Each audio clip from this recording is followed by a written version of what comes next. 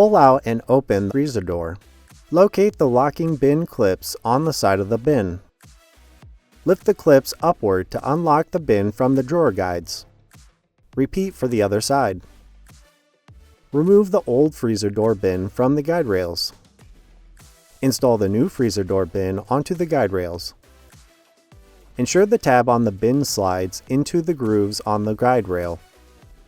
Snap the front and rear locking tabs to secure the bin. Repeat for the opposite side.